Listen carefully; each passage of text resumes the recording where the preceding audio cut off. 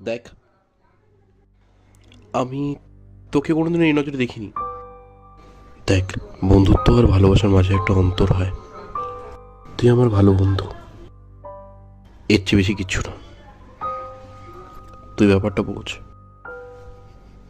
বন্ধুত্ব আর ভালোবাসার মাঝে যে অন্তরটা, সেটা আগে বোঝা শেখ। দেখ, আমি তোকে খারাপ লাগানোর জন্য বলছি না কিছু।